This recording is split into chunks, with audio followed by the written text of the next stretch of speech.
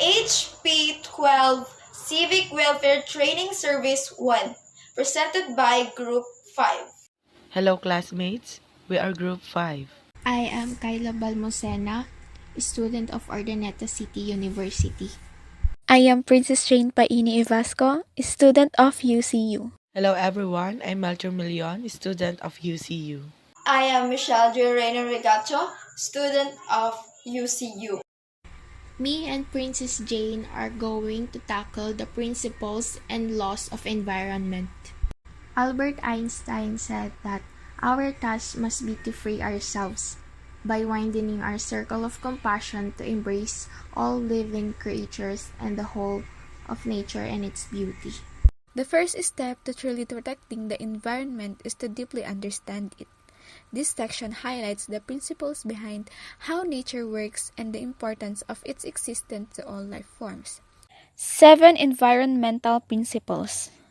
Nature knows best. All forms of life are important. Everything is connected to everything else. Everything changes. Everything must go somewhere. Ours is a finite earth. Nature is beautiful and we are stewards of God's creation. Nature knows best. This principle is the most basic and in fact encompasses all the others. Humans have to understand nature and have to abide by the rules nature dictates. In essence, one must not go against the natural processes if one would like to ensure a continuous and steady supply of resources. Kailangang maunawaan ng mga tao ang kalikasan at kailangang sumunod sa mga alituntuning ididinikta ng kalikasan. One natural process that needs serious attention is nutrient cycling. In nature, nutrients pass from the environment to the organisms and back to the environment. Any disruption in the cycle can bring out imbalance. So, isang natural na proseso na nangangailangan ng seryosong atensyon ay ang nutrient cycling. Sa likas na katangian, ang mga sustansya ay dumadaan mula sa kapaligiran patungo sa mga organisms at papasok sa kapaligiran. For example, the burning of farm waste instead of allowing them to decompose naturally disrupts the cycle. In burning, most of the organic compounds are lost. The combustion products bring greater havoc as in the case of carbon dioxide buildup, which results in the warming up of the earth or the so-called greenhouse effect. So, halimbawa, ang pagsunog ng mga basura sa bukid, sa halip na hayaang mabulok ang mga ito ay natural na nakakagambala sa cycle. Sa pagsunog naman, karamihan sa mga organikong compound ay nawawala. Ang mga produkto ng pagkasunog ay nagdudulot ng mas malaking pinsala tulad ng sa kaso ng carbon dioxide buildup na nagreresulta sa pag-init ng lupa o ang tinatawag na greenhouse effect. All forms of life are important. Each organism plays a fundamental role in nature. Since such occupational or functional position, otherwise known as niche, cannot simultaneously occupied by more than one species. It is apparent that all living things must be considered as invaluable in the maintenance of homeostasis in the ecosystem. It is easy to appreciate the beautiful butterflies, especially knowing their important role in pollination. The giant bees, the elephants, the whales, the alligators are objects of awe and the products they yield. Ivory, oil, leather, respectively, are highly prized. But when it comes to unlovely, wriggly, and troublesome creatures, these principles is unusually overlooked. So, ang bawat organisms ay gumaganap ng isang pangunahing papel sa kalikasan. Dahil ang ganong posisyon o functional, kung hindi man kilala bilang isang angkop na lugar, ay hindi maaaring sabay-sabay na sakupin ng higit sa isang species. Maliwanag na ang lahat ng nabubuhay na bagay ay dapat ituring na napakahalaga sa pagpapanatili ng homeostasis sa ecosystem dahil lahat ng anyo ng buhay ay mahalaga.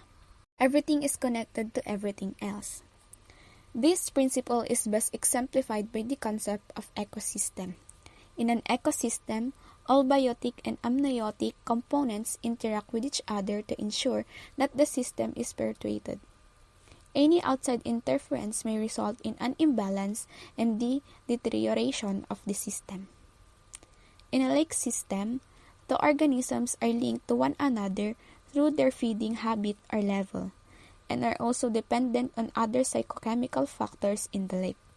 For example, amount of nutrients, amounts, and type of gases, temperature, pH, etc. At the same time, the psychochemical factors in the lake are influenced by the terrestrial environment that surrounds it. The fertilizers that reach the lake cause a faster growth of phytoplankton, which may lead to an algae, bloom, red tide, or other such phenomena. Whatever happens to one country may affect other countries. So, ang prinsipyong ito ay pinakamahusay na naipakita ng konsepto ng ecosystem. Sa isang ecosystem, lahat ng biotic at amniotic na bahagi ay nakikipag-ugnayan sa isa't isa upang matiyak na ang sistema ay nagpapatuloy. Ang anumang panghihimasok sa labas ay maaaring magresulta sa kawalan ng timbang at pagkasira ng sistem. Anuman ang mangyari sa isang bansa ay maaaring makaapekto sa ibang mga bansa dahil lahat ay konektado sa lahat. Everything changes. It is said that the only permanent thing is change. As a general classification, change may be linear, cyclical, or random. An example of linear change is the evolution of a species, which has brought about higher and more complex types of organisms. Cyclical change may be exemplified by seasons and the rhythms in floral and faunal life stages that go with the seasons. An example of random change is the eruption of Mount Pinatubo, which brought about a great upheaval in many parts of Luzon and changes in the topography of the land. The environment is constantly changing. Organisms also evolve through time. However, man's technology has affected these natural changes, often to problematic extent. Although mutation is a natural change, pesticides have induced insect mutations, which are not matched by natural checks and balances. So, ang permanenteng bagay lang daw ay ang pagbabago. Bilang pangkahalatang pag-uuri, maaaring linear, cyclical o random ang pagbabago. Ang isang halimbawa ng linear na pagbabago ay ang ebolusyon ng mga species, na nagdulot ng mas mataas at mas komplikadong mga uri ng mga organisms. Isang halimbawa ng random na pagbabago ay ang pagsabog daw ng Mount Pinatubo na nagdulot ng malaking kaguluhan sa maraming bahagi ng Luzon at sa pagbabago ng topografiya ng lupain. Ang kapaligiran ay patuloy na nagbabago. Ang mga organisms ay nagbabago din sa paglipas ng panahon. Gayunpaman, madalas na naapektuhan ng teknolohiya ng tao ang mga natural na pagbabago sa isang may problemang lawak. Bagamat, ang mutation ay isang natural na pagbabago. Ang mga pesticide ay nagdulot ng mga mutation ng insekto dahil ang lahat ay nagbabago. Everything must go somewhere. When a piece of paper is thrown away, it disappears from sight, but it does not cease to exist. It ends up elsewhere. Gases released and smoke stacks may disperse, but it will end up a component of the atmosphere or brought down by rains. What a particular type of waste does to the Earth's repository should be of concern to us. It may be a pollutant or a resource depending on certain factors. Since wastes are not lost to oblivion, and even goes back to one's own backyard in some other forms, one becomes aware of the different types of waste, whether they are hazardous or not. Classification of waste facilities, their proper disposal and minimize, if not prevents, the entry of toxic waste in vital ecosystem and ensures. Ang lahat ng bagay ay may patutunguhan. Sabi dito, when a piece of paper is thrown away, it disappears from sight, but it does not cease to exist. It ends up elsewhere. It's like no matter what you do and no matter what you use, it has to go somewhere. Halimbawa na lamang ng kahoy. Kapag susunugin mo ang kahoy, hindi siya mawawala. magkakaroon ito ng usok na tumataas sa hangin at nagiging abo at bumabalik sa lupa. Ours is a finite Earth. The Earth's resources can be classified as either renewable or non-renewable. Renewable resources are those that can easily be replenished by natural cycles. Example given: water, air, plants, and animals, while non-renewable resources are those that cannot be replenished through natural cycles. Example given: ores of various metal, oil, coal. Although renewable resources can be replenished, it is important to note that these are renewable only as long as they are not overused nor destroyed from such factors such as pollution. To ensure that this resource will be continually replenished, it is essential to know how much of a resource can be consumed at a given time to balance the rate of exploitation with the rate of replenishment, unless the factor of population growth, lifestyle, and polluting technologies are checked. The collapse of the Earth might be inevitable. Ours is a finite Earth. Ang kalikasan ay may hangganan. Everything that we need is provided by nature in abundance. Pagkain, tubig, enerhiya, at iba pa. However, some resources that we depend upon nowadays are extracted excessively but are slow to replace. Earth classified into either renewable or non-renewable. In connection with this principle, dapat tayong maging sensitibo at magkaroon ng concern o aware sa paglimit ng mga resources. Nature is beautiful and we are stewards of God's creation. Among all creatures, humans are the only ones made in God's image and have been given the right to have dominion over all His creations. Being the most intelligent and gifted with reason, humans are capable of manipulating creation to their own advantage. Yet, creation exists not to be ravaged or abused, but to be taken care of. Humans cannot exist without nature.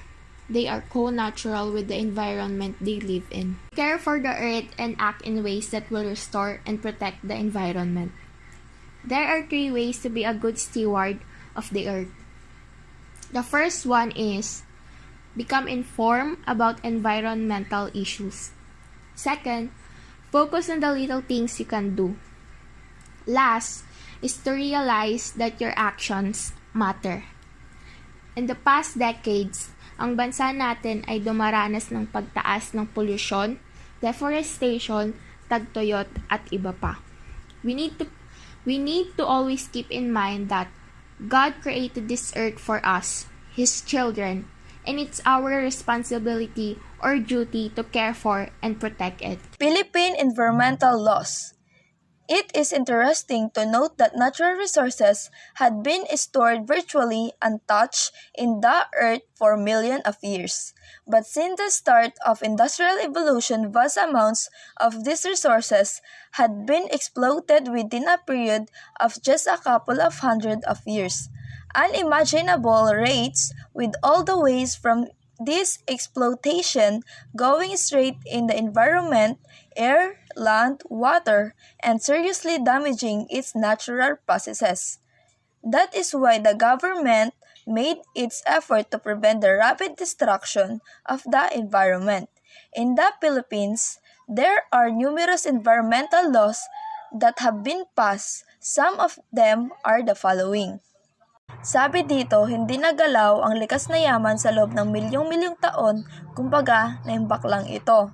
Pero nung nagsimula na ang ebolusyong pang-industriya, napakaraming pinagsamantalahan sa loob lamang ng ilang daang taon dahil sa pagsasamantala ay naapektuhan ang hangin, lupa at ang tubig. Kaya naman nagsikap ang gobyerno na pigilan ang mabilis na pagkasira ng kapaligiran sa Pilipinas. Kaya naman gumawa sila ng mga batas na pangkalikasan at naipasa ito. RA 9003 Ecological Solid Waste Management Act of 2000.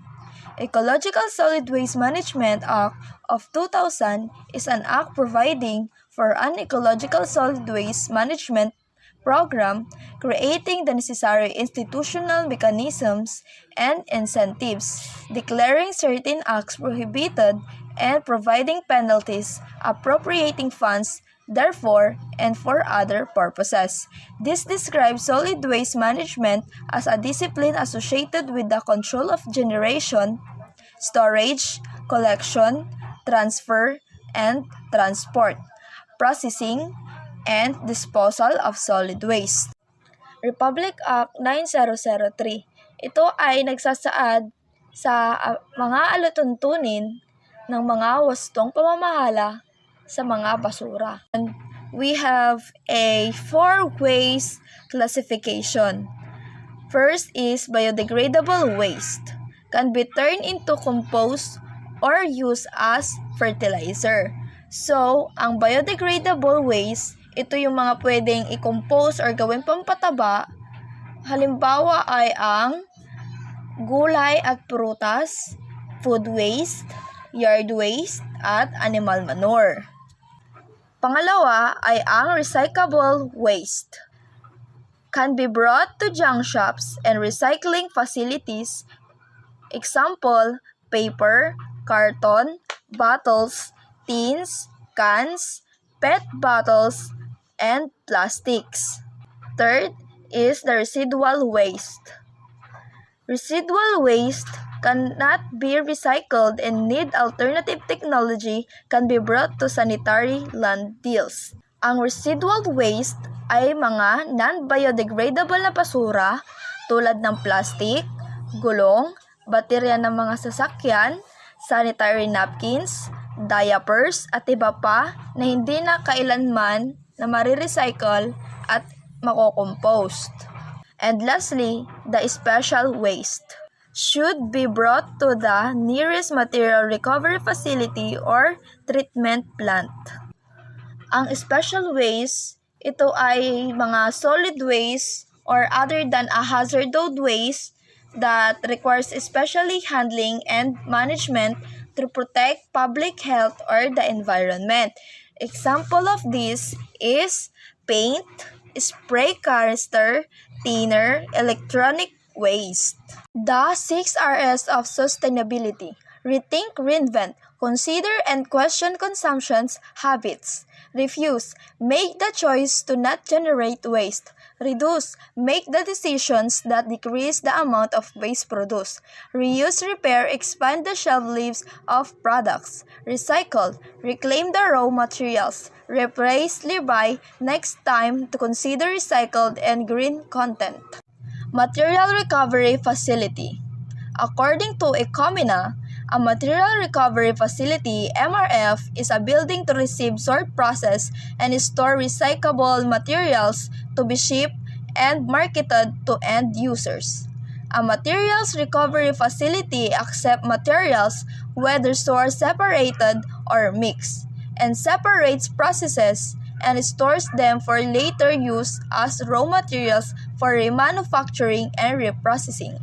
The main function of the MRF is to maximize the quantity of recyclables processed while producing materials that will generate the highest possible revenues in the market.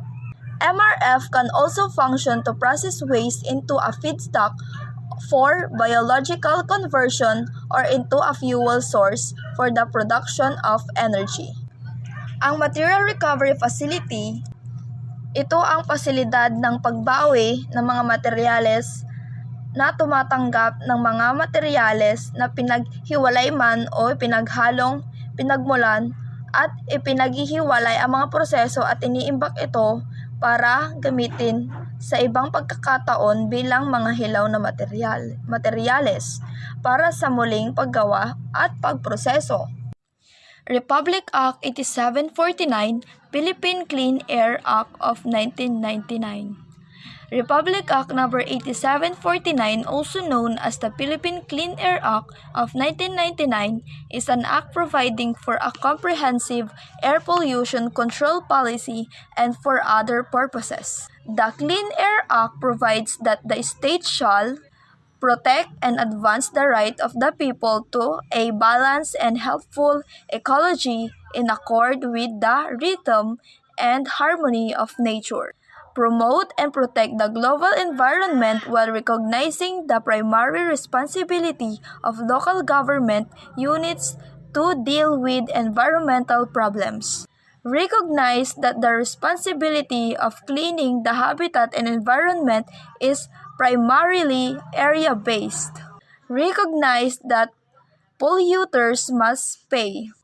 Recognize that a clean and healthy environment is for the good of all and should therefore be the concern of all. Republic Act 8749 Philippine Clean Air Act of 1999 ay isang komprehensibong patakaran at programa sa pamamahala ng kalidad ng hangin at sa pagkontrol ng polusyon sa hangin at para sa iba pang mga layunin na naglalayong makamit at mapanatili ang healthy air para sa lahat ng Pilipino. RA 9275 Philippine Clean Water Act of 2004, the Philippine Clean Water Act of 2004 aims to protect the country's water bodies from pollution from land-based sources, industries, and commercial establishments, agriculture, and community household activities. It provides for a comprehensive and integrated strategy to prevent and minimize pollution through a sectoral and participatory approach involving all the stakeholders.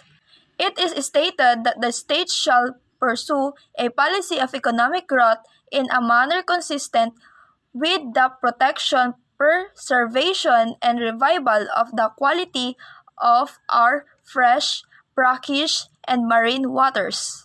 It shall be the state policy to streamline processes and procedures in the prevention, control, abatement of pollution of the country's water resources, promote environmental strategies, use of economic instruments, and control mechanisms for the protection of water resources, and provide for a comprehensive management program for water pollution focusing on pollution prevention. RA 9275, this act is providing for a comprehensive water quality management and for other purposes, and this act is provides control of pollution from land-based source. RA 9275 is important because aims to protect the country's water bodies from pollution from land-based resources. And Republic Act No. 9275 titled An Act Providing for a Comprehensive Water Quality Management and for Other Purposes, also known as the Philippine Clean Water Act of 2004, was signed by former President Gloria Macapagal Arroyo on March 22, 2004. Number 4, Republic Act 6969, Toxic Substances and Hazardous and Nuclear Waste Control Act of 1990.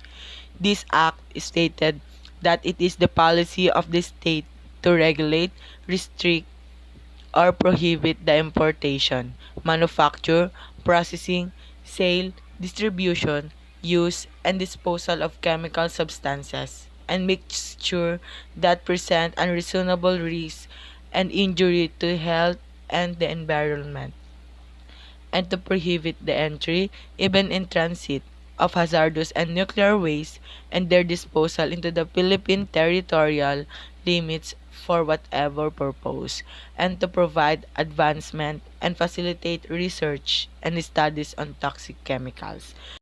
Ang batas na ito ay naglalayong kontroling pangasiwaan at ayusin ang mga aktibidad sa mga toxic chemicals at hazardous waste.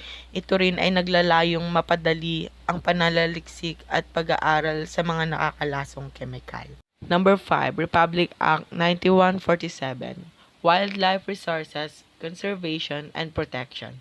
This law stated that it shall be the policy of the state to conserve the country's wildlife resources and their habitats for sustainability. Nakasaad sa batas na ito na dapat maging patakaran ng estado na pangalagaan ang mga mapagkukunan ng wildlife ng bansa at kanilang mga tirahan. This act shall have the following objectives. Number 1, to conserve and protect wildlife species and their habitats to promote ecological balance and enhance biodiversity. Number 2, to regulate the collection and trade wildlife to pursue with due regard to the national interest. And number 3, to initiate or support scientific studies on the conservation of biological diversity. Number 6, Republic Act 7942, Philippine Mining Act of 1995. It is stated that all mineral resources in public and private lands within the territory and exclusive economic zone of the Republic of the Philippines are owned by the state. So nakasaad dito na ang lahat daw ng yamang mineral sa mga pampubliko at pribadong lipunan sa loob ng teritoryo ng Republika ng Pilipinas ay pag-aari ng Estado. The responsibility of the state is to promote their rational exploration, development, utilization, and conservation through the combined effort of the government and private sector in order to enhance growth in a way that effectively safeguards the environment and protect the rights of affected communities.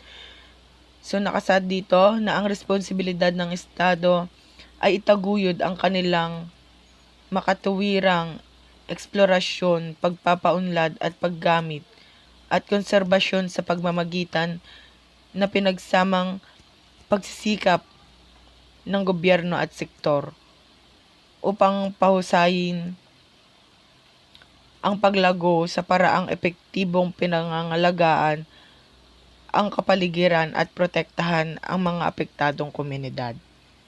Philippine Commitment to Climate Action. As one of the world's most vulnerable nations, the Philippines is strongly committed to addressing the threat of climate change. It is a party to the United Nations Framework Convention on Climate Change and a signatory to the Kyoto Protocol, which set targets for the reduction of global greenhouse gas emissions.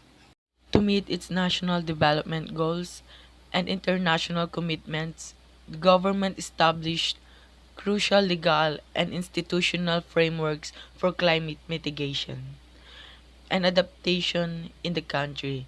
Guided by these laws and strategies, climate change mitigation and disaster risk reduction measures have been included in the Philippine Development Plan for 2017 to 2022. Amidst of the number of the environmental laws and initiatives we have in this country to protect the source of our living or to protect the environment, at the end of the day, it is also our responsibility to do our action to save our environment, not just wait for the mandate of the government because our life depends on the state of the environment.